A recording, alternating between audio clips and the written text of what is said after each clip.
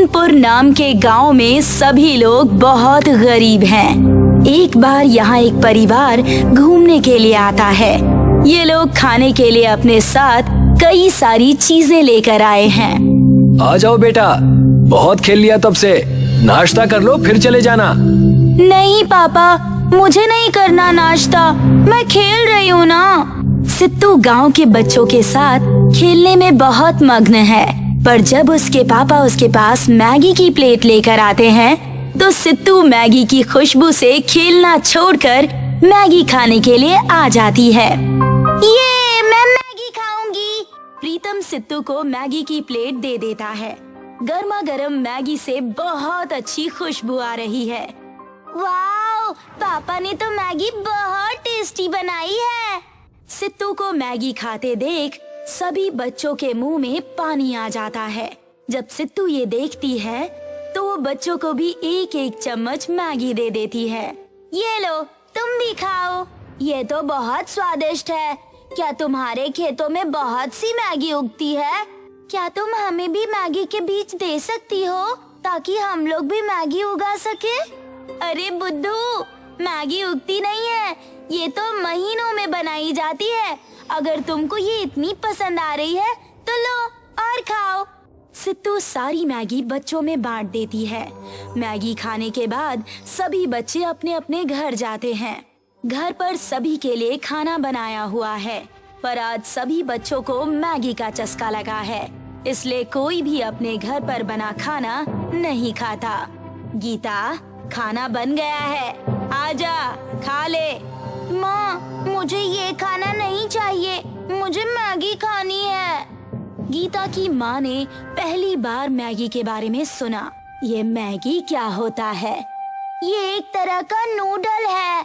मैंने आज ही खाया और मुझे वो बहुत पसंद है।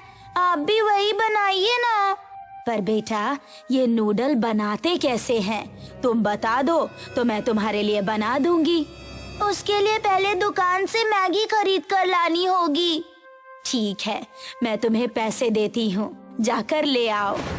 गीता की माँ उसको पैसे दे देती है और वो दुकान पर जाकर मैगी मांगती है। मुझे 2 पैकेट मैगी देना।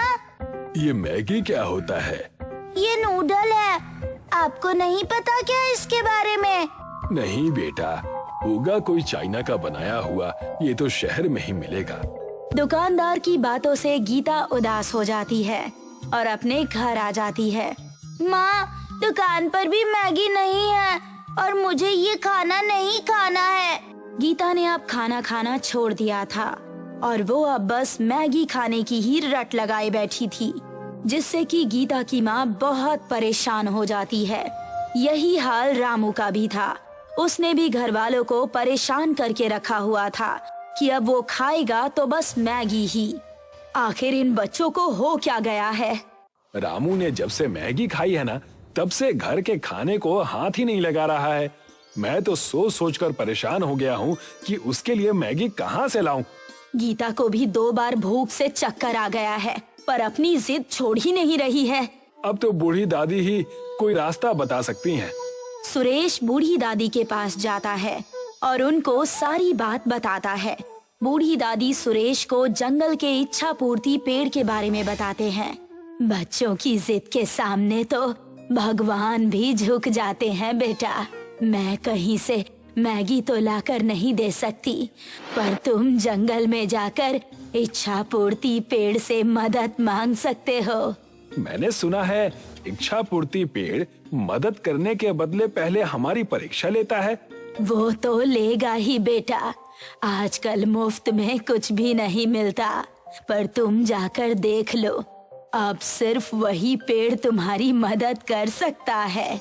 सुरेश अब जंगल में जाता है और इच्छा पूर्ति पेड़ को ढूंढने लगता है। कुछ देर ढूंढने पर उसको घने पेड़ों के बीच वो इच्छा पूर्ति पेड़ मिल जाता है। क्या तुम ही वो इच्छा पूर्ति पेड़ हो जो लोगों की इच्छाएं पूरी करता है? हाँ, मैं ही इच्छा पूर्ति पेड़ हूँ। बताओ, तुम्हारी क्या इच्छा है? मुझे मैगी चाहिए, मेरा बेटा जिद पर अड़। The wait is finally over as I welcome you all to the Lucky shirt? final Lucky chair? to see who wins the toss. Unlucky Sherry. और लेज पड़ा हुआ है कि अगर मैगी नहीं मिली तो वो खाना ही नहीं खाएगा। ठीक है, मैं तुम्हारी मदद कर सकता हूँ, पर तुम्हें इसके लिए परीक्षा देनी होगी। अगर तुम इसमें सफल हो गए तो मैं तुम्हें ऐसी जगह के बारे में बताऊंगा जो कि मैगी से बनी है। ठीक है, आप मेरी परीक्षा शुरू कीजिए। मैं तुम्हारे बेटे के लिए खाने का इंतजाम करूंगा, पर तुम्हें भी उसके बदले मेरे बच्चों के लिए खाना देना होगा। क्या तुम ये कर सकते हो? हाँ, ये तो आसान काम है। ये आसान काम नहीं है क्योंकि तुम्हारा तो एक ही बेटा है, पर मेरे 200 से भी ज्यादा बच्चे हैं। तुम्हें सभी की जड़ों में खाद और पानी देना होगा। मैं ये काम अभी शुरू कर देता हूँ। अब सुरेश घर जाता है और एक फावड़ा खरीद कर जंगल आता है। वो इच्छा पूर्ति पेड़ की जड़ों में गड्ढा खोदता है और उनमें खाद डालता है। तुमने ये काम शुरू तो कर दिया, पर इसे खत्म होने में बहुत समय लग जाएगा। तब तक तुम्हारा बेटा भूखा कैसे रहेगा? मैं दिन रात मेहनत करके ये काम जल्दी ही पूरा कर दूंगा ताकि मेरे बेटे को जल्दी खाना मिले। अब सुरेश दोगुनी मेहनत से काम करना शुरू कर देता है। वो ना रात को सोता है और ना ही दिन में आराम करता है। जब पेड़ की जड़ों में खाद डालने का काम पूरा हो जाता है तो अब सुरेश अपने कुएं से मटका भर पानी लेकर आता है। अब से मैं 2 मटके लेकर आऊंगा। सुरेश अब 2 मटके पानी लेकर आता है और पेड़ों में डालने लगता है। जल्दी ही वो सभी पेड़ों में पानी डालने का काम पूरा कर देता है। तुमने पूरी ईमानदारी से अपना काम पूरा कर दिया है। अब मैं तुम्हारे बच्चों के लिए मैगी का गांव बना दूंगा। जाओ, अपने बच्चों को लेकर जाओ। सुरेश घर जाता है और रामू, गीता और बाकी बच्चों को लेकर इच्छा पूर्ति पेड़ के पास आता है। आ जाओ बच्चों, इस जादुई दरवाजे के अंदर एक विशाल मैगी गांव है। तुम सभी को जितनी मैगी खानी है तुम यहाँ खा सकते हो। इतना कहते ही इच्छा पूर्ति पेड़ के बीच में से एक बहुत बड़ा दरवाजा खुलता है और सभी बच्चे उसके अंदर चले जाते हैं। वाह, यहाँ तो बहुत सारी मैगी है। ये पूरा गांव सिर्फ मैगी से बना है। पेड़ों पर मैगी लगी है, झरनों से भी मैगी ही बह रहे हैं। पास में एक बहुत बड़ा मैगी का तालाब भी है जिससे सभी बच्चे मैगी निकालकर खाने लगते हैं। मैं तो पेट भर के खाऊंगा। मैं तो पेट भरने के बाद भी खाऊंगी। सभी बच्चे मैगी खाने के बाद वहीं पर आराम करते हैं। अगले दिन फिर से सभी बच्चे उठते हैं और मैगी खाना शुरू कर देते हैं। आज तो मैं कल से भी ज्यादा मैगी खाऊंगा। मैं भी, पर मुझे आज ज्यादा मन तो नहीं कर रहा। अब सभी बच्चे फिर से मैगी खाना शुरू करते हैं, पर आज वो उतनी मैगी नहीं खा पाते जितनी कि उन्होंने कल खाई थी। और एक दिन ऐसा आता है कि सभी बच्चों का मैगी से मन ही भर जाता है। अब तो मुझे ये मैगी खाने का थोड़ा भी मन नहीं कर रहा। हाँ यार, मेरा तो इसको देखने का भी मन नहीं कर रहा है। मुझे तो पापा के हाथों की रोटी सब्जी खानी है। तो घर चले? वैसे भी हमारे घर वाले हमारे लिए परेशान हो रहे होंगे। चलो, मुझे भी यहाँ अब और नहीं रहना।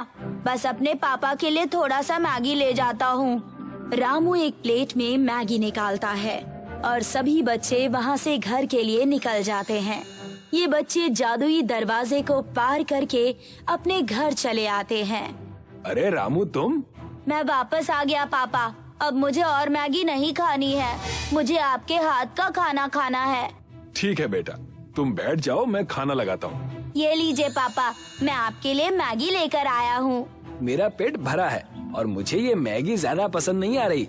रामू अपने पापा के हाथ का बना हुआ खाना खाता है और अपने साथ लाई हुई मैगी सित्तू के लिए ले जाता है। जब रामू सित्तू के पास जाता है तो देखता है कि वो बिस्तर पर लेटी हुई है।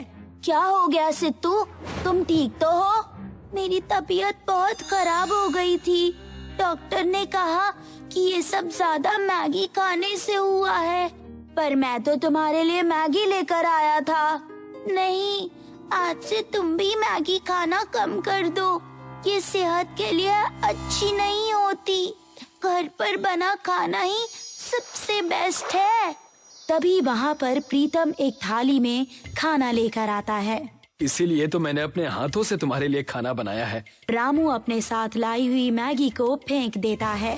इसके बाद सित्तू और रामू बाकी दोस्तों के साथ खेलने के लिए चले जाते हैं।